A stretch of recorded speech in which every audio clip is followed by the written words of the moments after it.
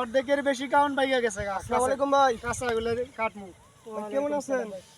ভালো আছি কি দেখতেছেন এরকম ভাই। করে? এই যে আমার কাউন খাদ দেন না ভাই, এই কাউন এগুলা পাইয়া গেছে গা। এটা কাউন? আবার এগুলা কাঁচা, এগুলা সব কাঁচা কাউন। কাউন হইলে এটা কি করে? এগুলা তো পায়েস রান্না খায়, চিনেন না? না তো। আপনার বাড়ি কই? আমার বাড়ি ভারত। ইন্ডিয়া থেকে আইছেন? ইন্ডিয়া থেকে আসছি। কবে আসছেন? আসছি এক সপ্তাহ ধরে। এক সপ্তাহ ধরে আসছেন? ওই আমার বন্ধুর বাড়ি, ওই যে আবদুল শরীফ আছে না? জি। আবদুল শরীফ আমার বন্ধু। ওনার বাড়িতে বেড়াতে আসছি। আফজাল শরীফের বাড়ি তো আমগের বাড়ির পাশেই।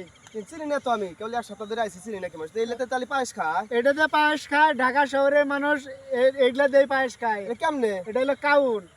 এগুলা আমরা মেশিনে বাইরে এগুলা সব শুকায় দেই, শুকায় মেলে ভাঙ্গায়া এটাতে পায়েস রান্না খায়। সুন্দর। এর মধ্যে কি কি দেওয়া লাগে পায়েস তৈরি আর করতে? ভাই এটার অনেক দাম।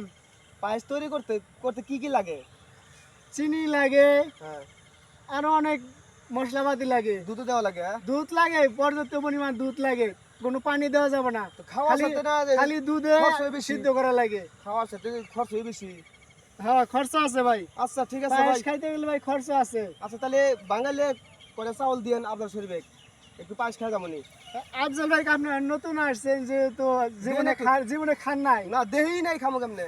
ও, আচ্ছা আচ্ছা, তাহলে আফজাল ভাইটা আমার ফোন দিতে কই। আচ্ছা বলমনি। আপনার নাম কি? আমার নাম মোহাম্মদ শাহজাহান সিরাজ। আচ্ছা ঠিক আছে, জায়গা তাহলে। হ্যাঁ আচ্ছা ভাই, আসসালামু আলাইকুম। আচ্ছা, আসেন তাহলে, ভালো থাকেন। কাউন কাড়াই লাগবো, যেভাবে কামলা জামলা নিয়ে আমার কাউন কাড়াই লাগবো। কারণ অর্ধেক পাইয়ে গেছে গা, আর অর্ধেক কাঁচা আছে।